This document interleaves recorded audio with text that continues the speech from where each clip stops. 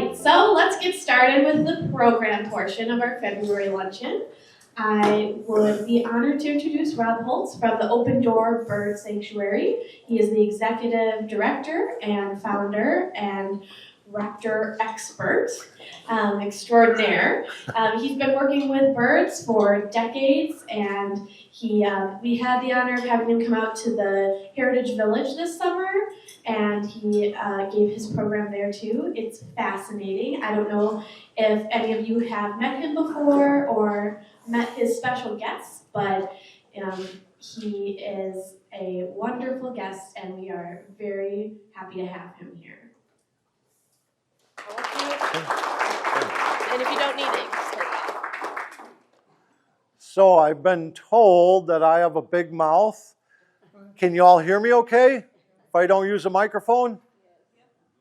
All right, cool. Then I don't have to walk around with that.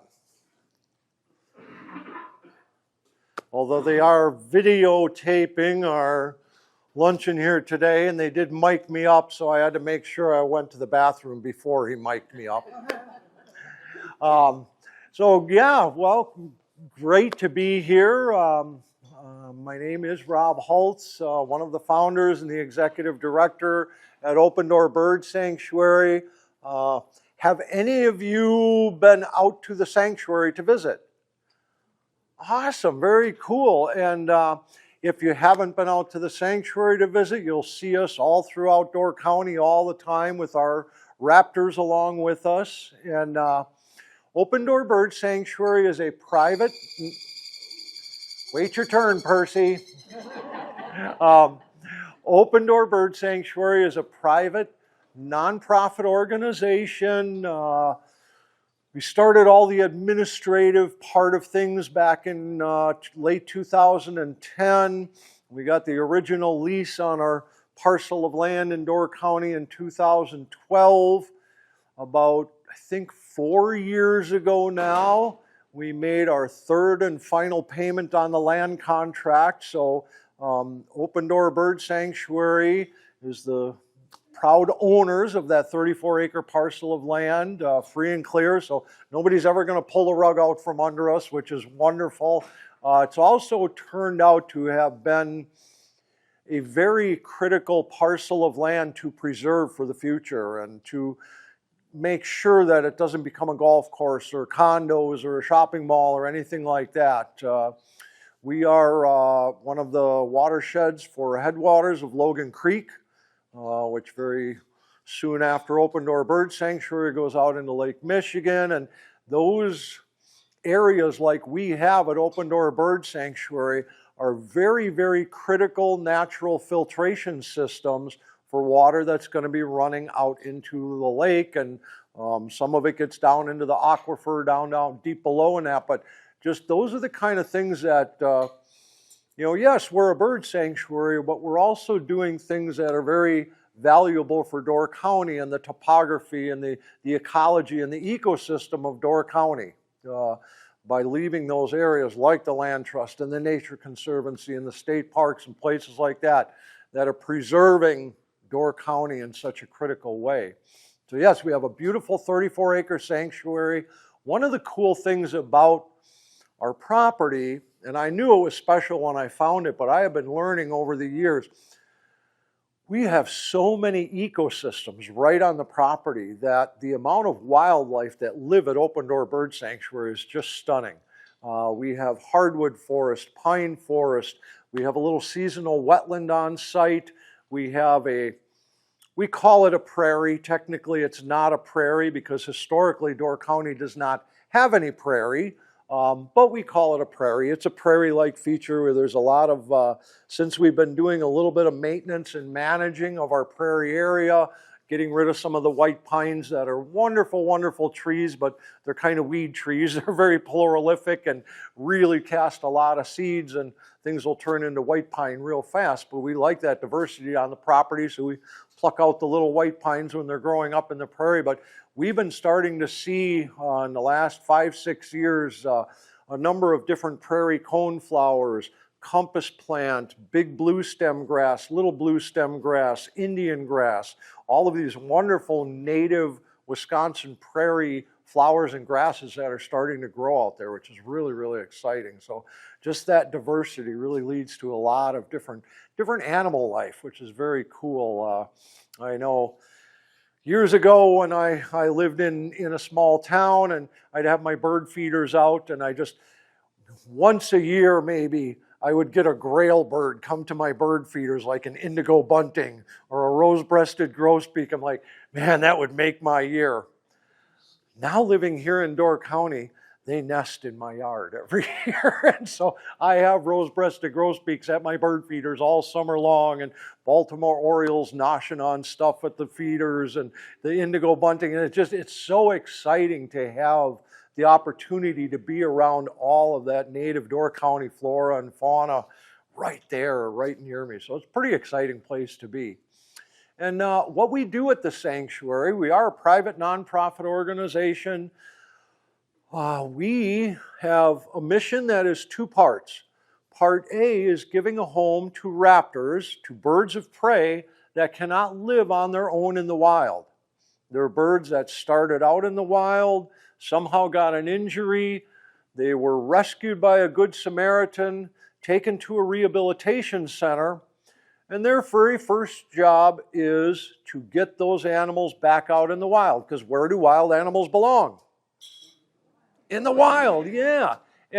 But there are times when they may have a disability that prevents them from living on their own in the wild. Doesn't mean they can't have a long, fulfilling life, though. But if a bird is deemed unreleasable at that rehabilitation center, they have two choices: either euthanasia or finding a home like ours. So we try to give as many birds a home as we can. Right now, we have 20 raptors that live at Open Door Bird Sanctuary. When they come to live with us, it is a forever home. And so when a bird arrives, last year we had 3 new birds arrive at our sanctuary. They come to us from rehab centers all over the Midwest.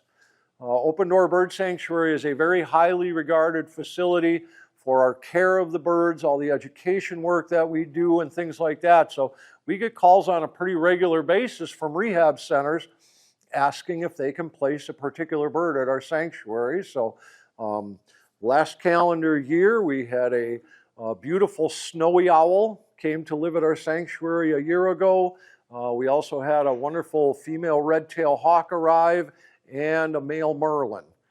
So 3 wonderful new birds joined our family at the sanctuary. And in exchange for 3 hots and a cot every day and really good health care and things like that, we asked that the birds work with us. And work, I have to say work like this, because A, it's really not work what we do, quite frankly. But B, Open Door Bird Sanctuary is almost exclusively volunteer run. We were very excited, almost 2 years ago now, we hired our first real employee.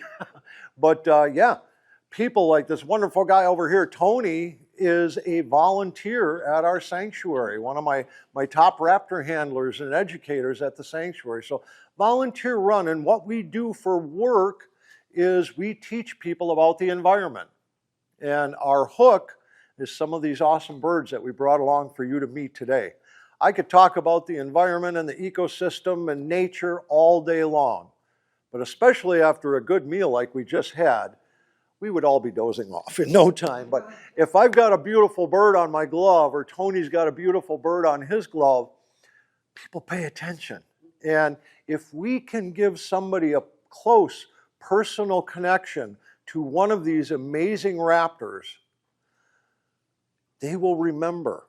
And they will remember some of the information that we're sharing with them. And hopefully when they're out and about in their daily lives, they will remember an adorable little screech owl named Twig and say, wow, instead of cutting down that dead tree in the backyard, I'm going to leave it standing, because a little screech owl needs a hollow tree to nest in.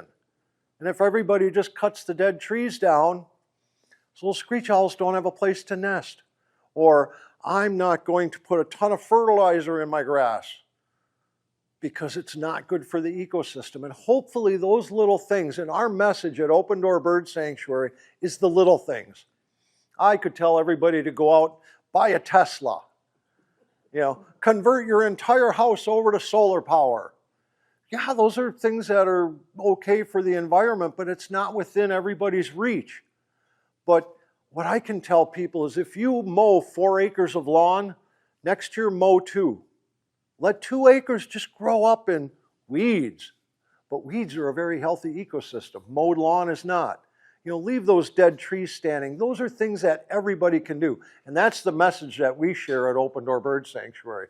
So Tony's going to work on getting our first visitor out. We brought 4 birds along for you guys to meet today. They are all raptors. And a raptor is a very specialized bird of prey. Bet you'll never guess. A bird of prey is any bird that hunts for and eats other animals. A great blue heron is a bird of prey. They hunt for fish and frogs and snails and things. A woodpecker is a bird of prey. A robin is a bird of prey. They're all hunting birds. But what we specialize in is raptors. And raptors are a bird of prey that doesn't hunt with their beak, they hunt with their feet. And that's what makes them a raptor. So the very first raptor is out to meet you guys. And Tony will bring him around for you to see up close as he walks through. You're welcome to take pictures. I would just ask that you don't reach out to the bird to get a closer shot. Use the zoom on your phone because he doesn't know you're just the paparazzi. He might think you're trying to reach out and grab him. So this gorgeous bird, this is Wisdom. And Wisdom is a native great horned owl. The great horned owl is the most common owl in all of North America. It's one of the most common in the world, although we only have them here in North America. So when you hear an owl outdoors at night, and you're in your house watching TV or getting ready for bed, and you hear an owl outside and it's hooting, chances are it's one of 2 kinds of owls, because not all owls hoot. Owls make all different kinds of sounds. We learned since we were a little kid, what does an owl say? Hoo, hoo. They don't all. But the 2 owls that you will very likely hear hooting outside of your home would either be a great horned owl. Thank you for not going on one of the guests, Wisdom. One of the 2 owls you would likely hear would be either a great horned owl like Wisdom or a barred owl. Those are the 2 main hoot owls that we have here in Door County, both very, very common. But you can identify which owl is which by listening to the cadence of their call. They both have a very similar tenor to their call. They're both hoot owls. But to help us all remember, they put words to the call of these 2 different owls. The easy one to remember is the great horned owl. When a great horned owl calls, they say, "I'm awake, are you?" So when a great horned owl calls, it's, "Whoo, whoo, whoo, whoo, I'm awake, are you?" And you can hear that cadence when Wisdom talks. Wisdom, now. I'm no trained circus monkey. And then the other one, the barred owl, has a little bit longer cadence to their call. The words they put to the barred owl call is, "Who cooks for you? Who cooks for you all?" So it's, "Ooh, ooh, ooh, ooh, ooh, ooh, ooh." And that's the call of a barred owl. So even if you cannot see that owl, but you hear it, you can positively identify what kind of bird you're hearing, either the barred owl or the great horned owl. These birds are mighty hunters, but don't let that fool you. Don't believe all those stories you hear out there about them going after people's cats and dogs and things like that. It's physically not possible for them. They may defend their territory a little bit, but That bird right there is a very, very large great horned owl. Any guesses on how much that bird weighs? No fair guessing, Shar. I heard of 15 pounds. Any other guesses? 5 or 6. Who said 3? Very close. Yeah, wisdom weighs 3.5 to 4 pounds. They are yeah, it's all feathers, and birds are all about being lightweight. Now, the rule of thumb for a raptor, they can catch and carry something up to about 40% of their own weight. So you think 40% of, say, 4 pounds, that's 1.75 pounds. That's the biggest thing that they can catch and carry. Their favorite food in the world are skunks and rabbits. A skunk or a really big rabbit will weigh about 1.5 pounds. Nature designed it that way. The largest bird at our sanctuary is a bald eagle. He weighs about 11 pounds. The biggest thing that he can catch and carry is about 4.5 to 5 pounds. That's it. So hearing things about people's pets being carried away and all that stuff just really doesn't happen. And if people leave pets unattended, they're likely to fall prey to coyotes and cars and all of that stuff anyhow. So, yes? Can you tell us for each one of these birds why they can't be released back? Oh, you bet, yeah. So Wisdom, that first great horned owl, was being kept in someone's garage in a dog carrier, a little dog kennel. When he came to our sanctuary, he was morbidly obese. His beak was all grown crooked. His toes were all messed up and things. He had been in human care. We don't know why originally, but had been in human care too long. And the physical maladies that he developed from living in a very small enclosure and things like that prevented him from going back out into the wild. When he arrived at our sanctuary, we put him on a diet. we taught him how to use his feet again because he hadn't been standing on perches. He had been standing on a flat floor. We did a lot of therapy and work with him. Today, he's a pretty healthy guy, but still not to a point where he'll be able to go back out in the wild. So owls, as you all know, are the stealth bombers of the night sky. You know, they are all about silence and quietness and stealth and camouflage. As you heard, this little falcon's not going to sneak up on anybody. So this is a beautiful little falcon, one of the 3 falcons that you can see out in the wild here in Door County on a fairly regular basis. This is called a merlin. And like virtually all falcons, merlins have a special hunting style and they hunt for a special type of animal. Like almost all falcons, merlins are bird hunters. That's their job. They hunt for other birds out in the wild, and they're basically the opposite of an owl. Falcons are not quiet. They're not sneaky. They're not camouflaged. They're not stealthy. Their superpower in the bird world is pure speed.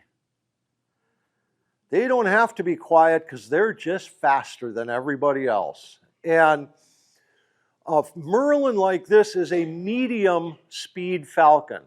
They can do up to about 120 miles an hour. That's medium. So they're incredibly fast. And when Tony brings this cool little merlin around for you to meet, look at how his body is so much different from that owl. You know, that owl is a big ball of fluff. His feathers are hard and they're tight to his body. That's right. Those feathers are so snug on their body. That's what allows them to go so fast. They're streamlined. Their feathers are hard. Their wing feathers aren't flexible at all. And so that gives them the ability to hit speeds over 100 miles an hour. If that great horned owl ever tried to do 100 miles an hour, you would see a big cloud of feathers and a naked bird would pop out. They're just not built for going that fast, but these falcons are. And so they have some really neat attributes that allow them to do their job. When Tony's walking with Percy, if you get a chance, look at how gigantic his feet are. Not Tony's, the bird. Falcons have huge, huge feet. And what that's for is most raptors are primarily mammal hunters. They go after anything wearing a fur coat. Squirrels and bunnies and mice and rabbits and things like that. That's the diet for most raptors. But so they have very short, very powerful toes for catching mammal prey.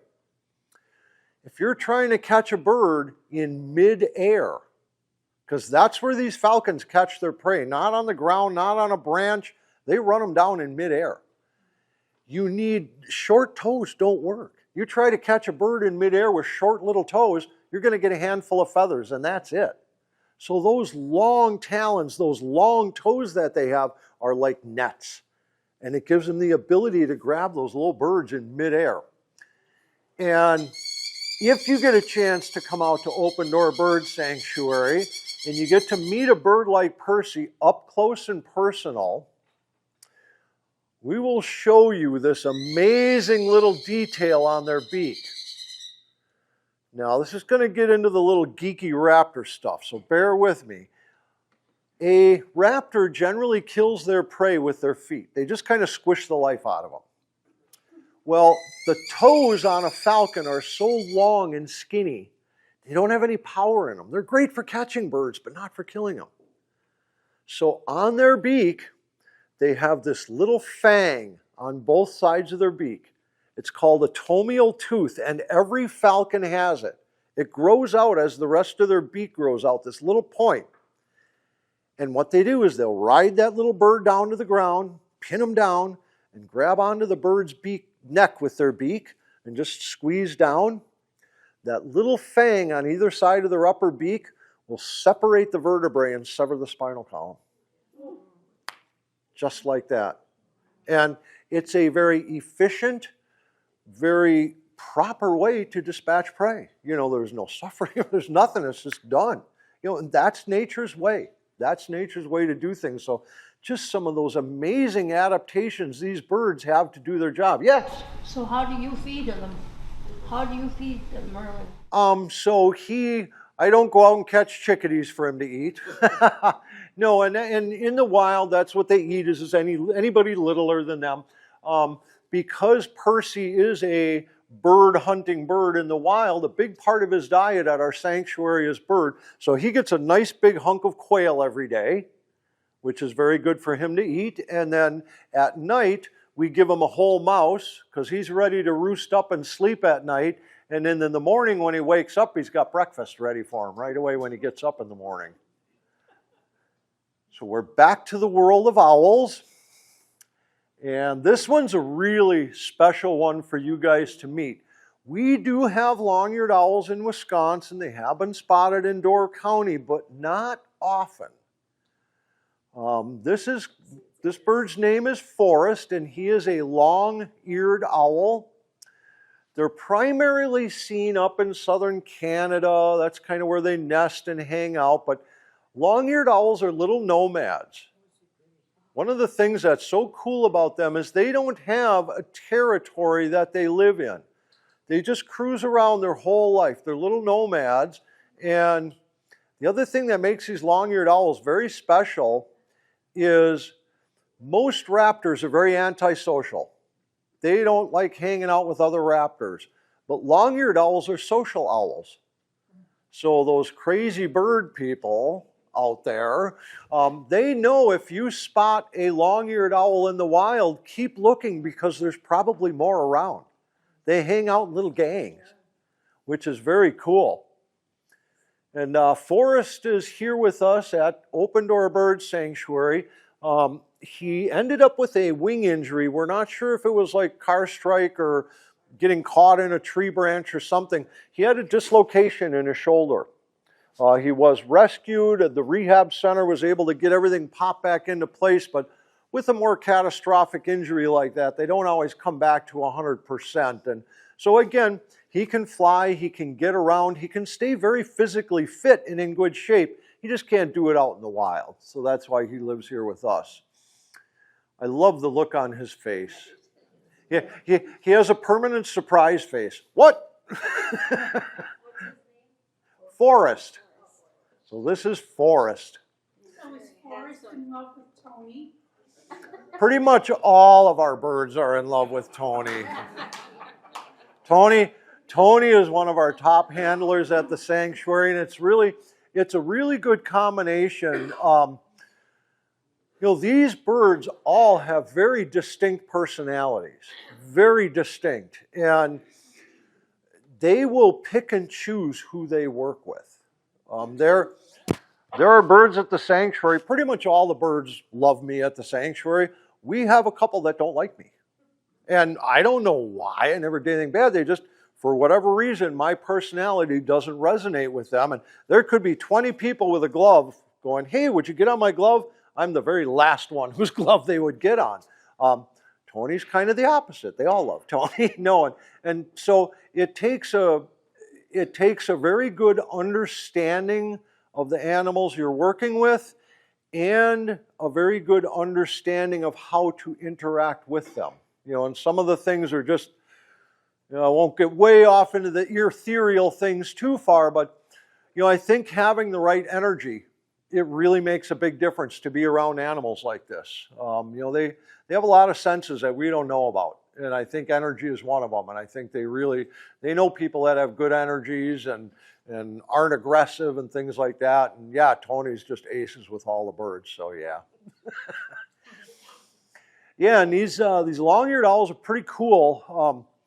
Hunting style, he's so much taller and slenderer than that great horned owl. Great horned owls are kind of shaped like a barrel, but long-eared owls are tall and slender. When their wings are open and they're flying, their silhouette is almost similar to a gull. They have really long, skinny wings and a very cigar-shaped body. Super aerodynamic, very, very good flyers. And that is because of their hunting style. Most owls are what we call perch and pounce. They sit on a branch, they wait for something to come by, and they jump on it. That's how they hunt. These long-eared owls hunt on the wing. They hunt while they're flying. And they're mousers. That's the majority of their diet is mice. And so they'll pick a prairie, a meadow, a field, wonderful places like that. And what they'll do is they'll sweep back and forth, flying 4, 5, 6 feet off the ground. And they're not hunting with their eyes. They are hunting with their ears. Their hearing is so acute, they can hear a mouse down in the grass while they're flying over the top. And they plunge down in the grass. So who had really big feet? Remember? Falcons. Yes, falcons have really, really big feet. Let's see. Falcons have very, very big feet. Long-eared owls have big feet too, but not because they're bird hunters, because they're sound hunters. So when they plunge into the grass to catch a mouse, the bigger their feet are, the better chance they have of getting one of those little daggers into that mouse down in the grass. So long-eared owls also have very, very large feet. So when this next bird comes out to meet you, I am expecting to hear one sound out of every one of you. Do you have a question? Do owls always hunt just at night? No, and it's a great question. Do owls always just hunt at night? From the day we started learning about wildlife and nature, we were taught that owls are nocturnal. Most owls are not. The periods of activity for wild animals are daytime, which is called diurnal, nighttime, which is called nocturnal, And then there's this little twilight period in between dawn and dusk. Low light conditions. An animal that's active during low light is called crepuscular. Most owls are crepuscular animals. Yes, they're awake all night long, but the primary functions that they do, hunting, things like that, are done at dawn and dusk. The rest of the night is social hour. Checking everybody out, chit-chatting, how's your night going? Got a girlfriend yet? Mating season's almost here. That's what most of their activity is. There are a few owls, though, that we have one here in Door County that is truly, truly a nocturnal owl, and that would be the barred owl. But there's only a few different species of nocturnal owls in North America. Yes? With the full moon tonight, would that throw those birds off a little bit then? Not at all. No, incredibly adaptable, whether it's light conditions or dark conditions. And one of the things that we forget about a little bit, nature has everything designed so perfectly. If we just got the hell out of the way, nature would do great. But one of the things that really is what controls animal behavior is photoperiods of light. Length of day, all of those things. That's what triggers migration. That's what triggers breeding seasons, all of that. Because those things don't change. And so the animals get used to that. And you look at a bird like a snowy owl, whom you could come to our sanctuary to meet, they live up in the Arctic. In the Arctic, on the first day of summer, you have 24-hour daylight. On the first day of winter, you have 24-hour darkness. So those birds are very equally comfortable, dawn, dusk, daylight, whatever they are. It's just a lot of the other patterns out in nature. One of the reasons that being a crepuscular hunter is an advantage for predatory animals is because you get overlap from daytime and nighttime animals. If you're hunting at dusk, squirrels are still running around. So they're kind of, semi-daytime. You're hunting at dusk, the bunnies are starting to come out, the nighttime animals. So you get this overlap of daytime and nighttime prey animals, so your odds of success are much higher. All right, what's the word that all comes to mind when you see this bird? Aww. And this is not a baby owl. This is a full-grown adult. He proudly weighs in at a robust 5 ounces. This little owl, his name is Twig, and he is an eastern screech owl. And this is the smallest owl that we have in Door County that lives here all year round. There is a migratory owl called the saw-whet owl that comes here spring, summer, and fall to live, but they're gone in the wintertime. So this is our littlest owl that we have that lives in Door County all year round. And for those of you that have heard at night a loud screeching sound, and you're like, oh, I just heard a screech owl, it likely wasn't. Because screech owls don't screech. They got their name in a very unique way. Many of our animals here in North America were named by the first European settlers and explorers that came to North America. And in Europe, aka Harry Potter, owls and witchcraft are like this. If there's a witch around, there's an owl around. If there's an owl around, there's a witch around. There's just their tradition, they're the way that they see things. And many European cultures are that way. And so in Europe, many languages, the word that we use, witch, they pronounce scritch. And so there's a bunch of little tiny owls, all different species throughout Europe that are little dinky ones like Twig here, and they all have the same nickname. They call them a scritch owl or a witch owl. So when the first explorers came to the United States and looking around, they saw this tiny little owl. Look, it's a scritch owl. And that's how they got their name originally. Somehow it translated over into the word screech, but that's how they got their name. Their song is a beautiful trill. It almost sounds like a horse whinnying. They make quite a few different calls, but their song is quite beautiful. And if you get out into a swampy, thick timbered area in the evening, usually late summer, early fall, you can hear the vocalizations of the little screech owls. They're adorable. And they are cavity nesters. You know, this is one of the birds that we have amazing habitat in Door County for screech owls to live. And actually, we're pretty blessed with a lot of areas that are preserved in Door County where they do leave trees get big and dead without cutting them down and things like that. So we have a lot of homes, a lot of other parts of Wisconsin and the country that could have a lot of screech owls around because there's plenty of habitat. There's no place for them to reproduce because the dead trees get cut down, the big mature trees get cut down. So one of the neat things about these guys too is they will very readily take to nest boxes. You can put a nest box up for screech owls, and I'm not making any guarantees that they're going to take it, but they will very readily use nest boxes, which is kind of cool. You can give them a home. And once they find it and start using it, they'll be there every year. It was pretty neat. Food-wise for these guys, in the summertime, anything little.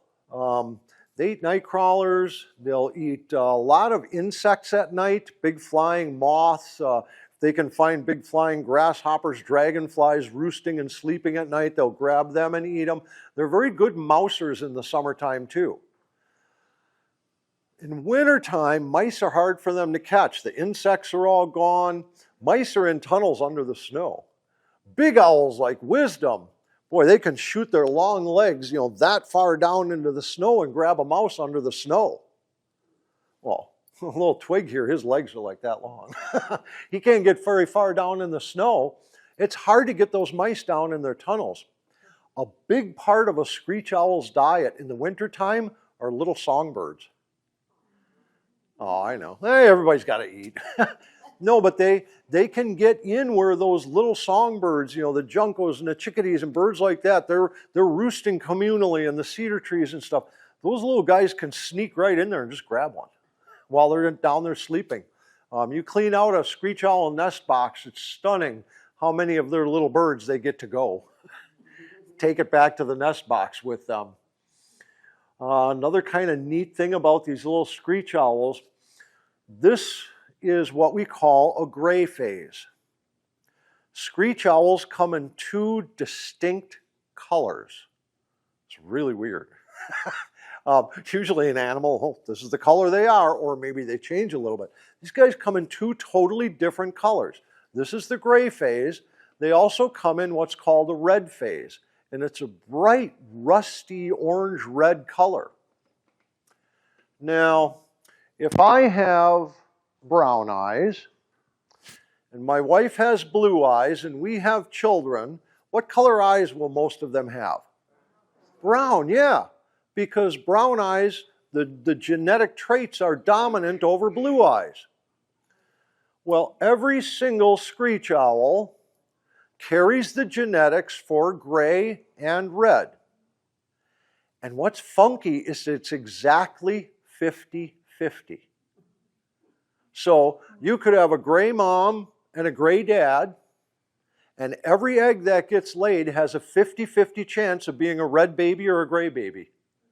So a gray mom and dad could have 3 red babies, 2 red babies, 1 gray, all gray, whatever. It's just a 50-50 chance every time an egg hatches, it's either going to be a red one or a gray one. So basically we are looking at a bird that is right smack in the middle of an evolutionary split into 2 species.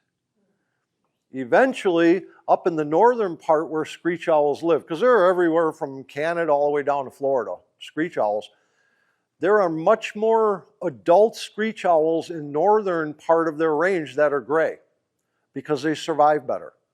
In wintertime, everything up north is grayscale. There's snow and gray trees, the leaves are gone, the color's gone, it's cloudy. Everything is grayscale. Well, those gray ones are much better camouflage for hunting and for staying away from predators and things like that. A little bright red, orange screech owl sticks out like a sore thumb up there. Well, they're going to get picked off and they're going to have a harder time hunting. You go down south where it stays green all year round, the majority of the screech owls down there are red phase. because red and green in the colorblind world are the same color. So they blend in with the foliage really well. So many more of them grow to adulthood. So maybe when the Historical Society meets in like 1,000,000 years from now, and the people are up here giving a bird presentation, they'll have two completely different species of screech owl, a northern and a southern screech owl. And the two won't mix. Yes? What happened to him? So little Twig is actually in human care by choice right now. He came to us from a rehab center down in central Illinois. He was rescued in somebody's yard. Some people looked out their yard in the early evening when these guys start coming out and get active, and here's a little screech owl sitting in the grass in their front yard, and like, oh, cool. They didn't think nothing of it. But he was still sitting in the same place the next morning. And so they thought, oh, something's wrong. They called a rehabilitator. They came and picked him up. He had a little abrasion on his left wing, on his elbow, and it had broken the skin, and he had gotten an infection, and the infection went systemic. It was in his entire body. He was down for the count. He would not have lasted much longer had he not been rescued. Infections at rehab centers are really easy things to fix. You know, some antibiotics, a little TLC, a nice quiet place to hang out. So in about 2 weeks, Twig was ready to be returned to the wild. That particular rehab center was in a very natural setting like Open Door Bird Sanctuary is, and they would do a lot of their small bird releases right on site. So at the end of the day, right before dark, they took little Twig out and released him, and he flew up and landed in a tree, and they're all, yay! And they got in their cars and went home. Came back the next morning, he was still sitting in the same tree. When they went to open the door on the front of the rehab center, he flew down and landed in the grass next to him. He decided that it was just easier hanging out with people. He wasn't afraid of them or anything like that.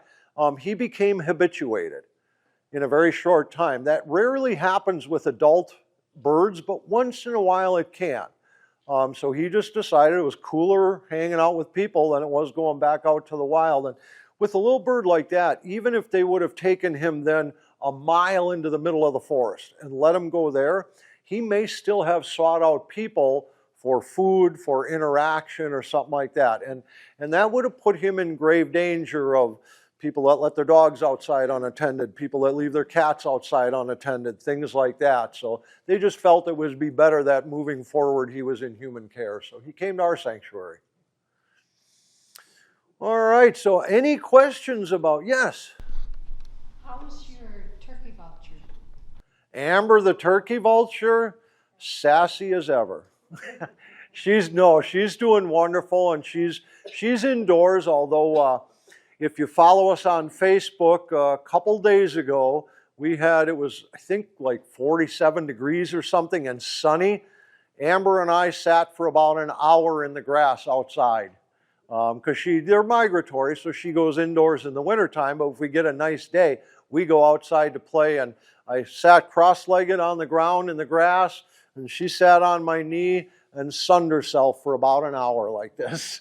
So we had a wonderful time, so I posted some pictures of that on our Facebook page that we were playing outside on a nice sunny day. So Amber's doing great.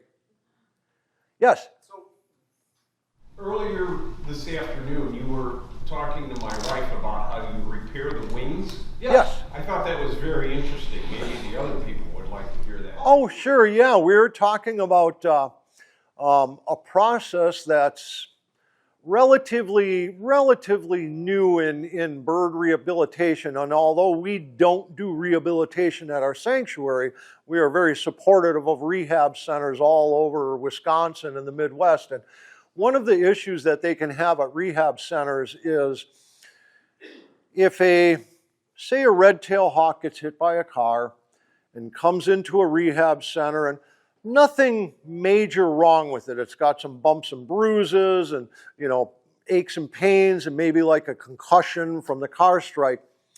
They can give them some anti-inflammatories to help with the concussion. They can give them some TLC, let them rest up for a few days, give them some food. In a few days, maybe a couple of pain meds for a day or two, in a couple days, that red-tailed hawk is ready to be released and go back out in nature. But say that same red-tailed hawk came in, aches and pains, maybe a little headache, But when he got hit by the car, a bunch of his wing feathers broke off. That bird cannot be released, even though otherwise he would have been able to go in a few days. He can't be released with a bunch of wing feathers broken off. So what they do, they have learned, there is a process, it's called imping, I-M-P-I-N-G, where they will take a bird feather, give me that big one there. So this is a big, beautiful wing feather from a very rare bird called the Himalayan vulture. This feather shaft is hollow. And this is the part that sticks into the skin, just like a hair does on our head, grows out. If this feather was broken off right where my fingers are, and there's 4 or 5 feathers like that, that's the primary flight feather for that bird. They could not fly properly to be out in the wild. If they waited perhaps up to a year for that bird to molt those little broken stubs that they have left, to molt those out and grow a new feather in, they would have to care for the bird for a year. They would have to, that bird might become too comfortable living around people, who knows? So they want to get them out as quick as they can. So what they do, they will either have feathers or they will contact a place like Open Door Bird Sanctuary. We are a feather bank for bird feathers, for rehabilitation facilities. They can call us up and say they have a red-tailed hawk. A rehabilitator can call me and say, Rob, MRTHRP7-10. All of those fancy numbers, and I know they have a male red-tailed hawk. They need right-wing primary flight feathers number 7 through 10. And I have them. I can overnight ship them, I can drive them there, whatever. And what they will do, now that they have an exact match for the feathers that were missing from that bird, wherever it was broken off, they'll cut it off very clean. They will take the feather that I gave them that's intact, they'll cut it off in exactly the same spot. Remember, this feather shaft is hollow. They will take a piece of bamboo, like a toothpick, dried bamboo. It's very, very, very strong and it's very lightweight. They will super glue it into the feather shaft, halfway. Then they take the feather that I gave them, that they cut off in exactly the same place. They'll slide that and super glue that onto the other end of that piece of bamboo toothpick that's in there. When they're done, this is what it looks like. And it's attached to the bird. They can do that, many, many feathers on a bird's wing if they have the feathers to do it with. That bird can be released the next day. That process is called imping, I-M-P-I-N-G. And they use that to get many, many birds back out in the wild that are perfectly fine other than they had a bunch of busted wing feathers. So yeah, it's really a wonderful process. And because we have resident birds at our sanctuary that live with us all year round and go through a natural molting process, I'm able to save very pristine feathers for that bird. We keep them in climate control so that if a rehab center does call us, we can provide feathers for them to help repair that bird and get them back out in the wild. All right, any other questions? Yes. I just have an observation for people if they want to learn what owls sound like. The Cornell Lab of Ornithology has a wonderful website all about birds. Yes. And you can go into it and you can click and you can hear the bird song. Yeah, and all very highly technologically recorded calls and everything, so it's not me standing up here making pretend calls. It's real calls, and they're very well recorded. Yeah, Cornell Lab of Ornithology. Anything birds, that's where you find it. It's a phenomenal place. I think you can order tapes from them. Tapes as well, yeah. I know people who have done that, and they play it out in their backyard and actually call birds in. Mm-hmm. Orioles or something like Yep. that. Well, and this time of the year, for anybody that wants to goof around with birds, we're getting a little bit late now, but starting about Christmas Day is the beginning of breeding and territory season for great horned owls like Wisdom. And they become very vocal, they become very animated. I have a little tiny back deck on the back of my house. I live in the woods. And starting around Christmas time through the end of January, maybe mid-February, maybe up until now or so, In the evening, I can sit on that little deck and just with my voice go, whoo, whoo, whoo, whoo, and I'll hear it out in the woods. And then I'll do it again, and then I'll hear it a little closer. And I'll do that 2-3 times, and eventually that great horned owl, they're very, very curious about what's going on in their area. Is this a mate? Is this competition? What is it? And a great horned owl will land in the big dead ash tree behind my house and look down and, well, you're no damn owl. and off he goes to other parts somewhere. But I've called in 2-3 owls a night, just using my voice like that. So it's a fun way to interact with them. And yeah, using calls and things like that's a pretty cool way. We just always discourage people from doing it during nesting season. When they're actually on the nest, because that can be, having territorial calls and things like that when they're actively nesting is not real good for them. But before and after and the rest of the year, that's a cool time to do it, and using electronic calls and things like that. Yes? There's a large white owl that usually hangs around Rolly Jordan's farm near Egg Harbor. Mm-hmm. You know what that is? If it's white, there's only one thing it could be, and that's a snowy owl. Yeah, and they do come down from the Arctic periodically. This year wasn't much of an eruption year. We didn't have a whole lot of snowies down in Wisconsin, but gosh, 6, 7, 8 years ago, we had hundreds of snowy owls in Wisconsin. They were everywhere. In fact, that was the year we had the northern hawk owl and the gyr falcon, and a whole bunch of cool Arctic birds came down south to Door County, which is very cool. Any other questions or anything? All right, yes? What keeps these birds from flying away when you have them? They're in aviaries. At the sanctuary? Yeah. Yeah, no, they're all in aviaries. So they don't have the opportunity, and that basically that keeps them safe. Because if they were out in nature, they can't survive on their own. They would suffer a starvation death, basically, is what would happen to them, because they're not able to hunt for themselves. So they're all in aviaries. They all have their own custom aviary at the sanctuary. We kind of spoil them a little bit. So each one of them has their own enclosure. They're all open air, front to back, open on top with a big area that's all decked off so that they can get out of the rain if they want to, things like that. In the wintertime, we put 3/8 plywood on the back and the sides, which is a good winter windbreak from the north and the west winds. They all have southern exposure, so they get beautiful sunlight all year round, especially in the wintertime. We give them heated water bowls in the wintertime. The raptors rarely drink. They get all their moisture from the food that they eat, but if any of them ever wanted fresh water, they have it there. And what we really do to spoil them is if you ever come out to the sanctuary, you'll see in each one of the enclosures, there's like a little house, like a little birdhouse kind of thing. They're open on the front. Inside, that's called the jump box. Inside the jump box is a perch that's all wrapped in heavy rope. That's a heated perch that I designed. So these guys have it kind of cushy when they live at our sanctuary. Well, yes? Where do you get all the food that you feed them? The food. So there are a few places that we do get food donated to us. Venison is a part of our big birds diet, like our eagles. Some of the owls like venison. The red-tailed hawks like venison. We work with the county highway department. When we're getting low on venison, I know a couple of the drivers. I'll give them a call. They'll find a deer or two that were hit the night before, so we know it's fresh. And then they actually drop them off at the sanctuary. We skin them out and debone the meat, and goes in Ziploc bags in the freezer. Quail come to me from a guy that has a little hobby farm out in Pennsylvania, and he raises quail. It's called Jason's Quail, so I order those from Pennsylvania. Rats and mice come to us from a company down in Indiana called Rodent Pro.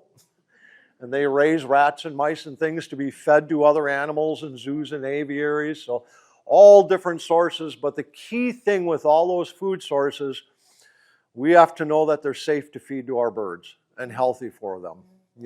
Things like mice, you guys know Door County, it's farm country. Every one of my neighbors lives in a rickety old farmhouse.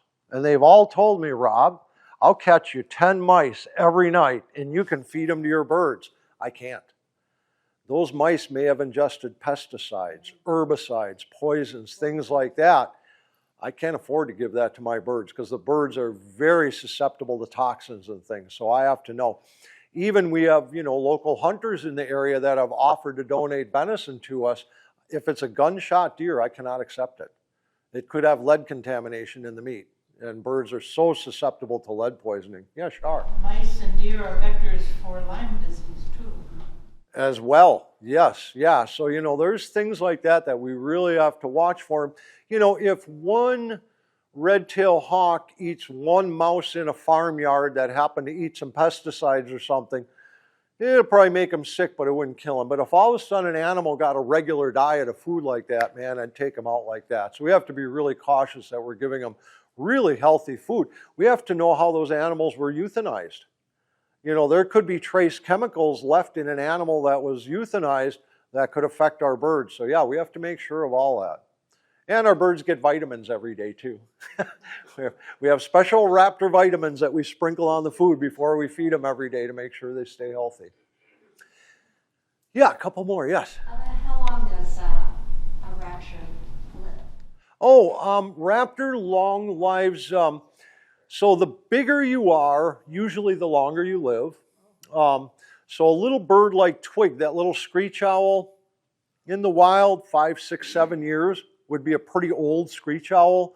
Merlins like little Percy, 6, 7, 8 years maybe. Bigger birds like bald eagles can live 30, 35 years in the wild.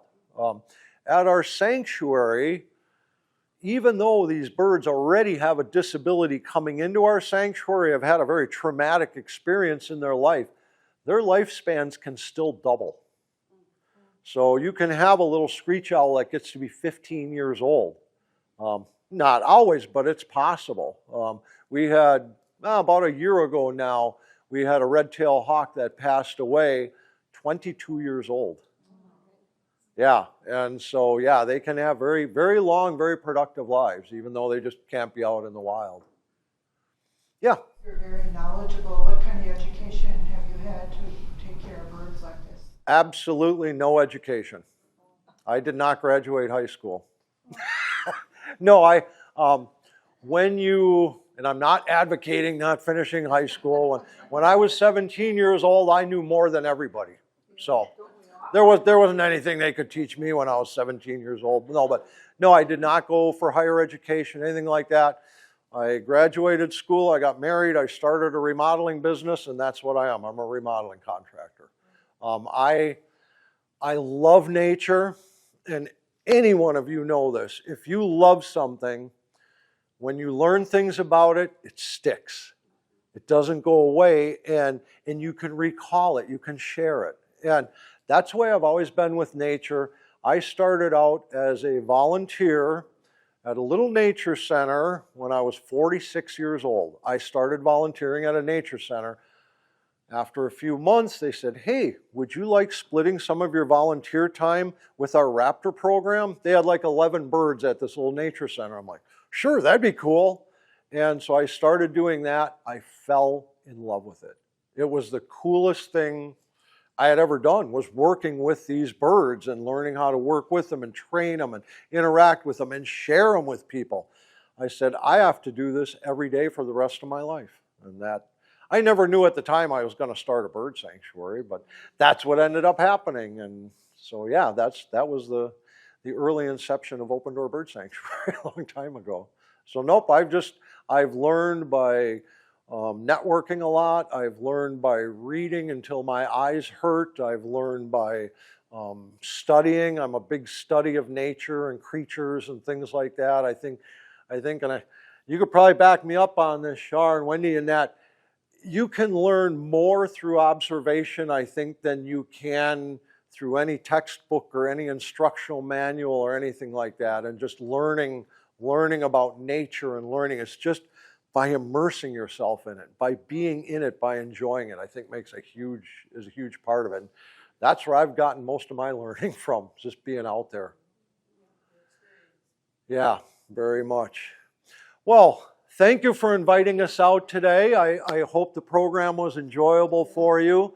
I would invite anyone to please come up, and we've got some literature up here, some newsletters. If you'd like to sign up for our email, We don't sell emails, we don't solicit, we don't do stuff like that. But when a new bird shows up at the sanctuary, we send an email to everybody on our email list. Hey, we got a snowy owl's coming to the sanctuary. You know, it's informative. So if you'd like to follow along with us, so fill in one of the little white slips up here and throw it in the little box.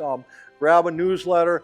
If you need some information on when we're open to the public or how to schedule a private tour to visit the sanctuary, I've got the little rack cards there as well. If you want to know if Tony's dating anyone or anything, you can come up and talk to Tony as well, any of that stuff. So thank you all very much for having us out today.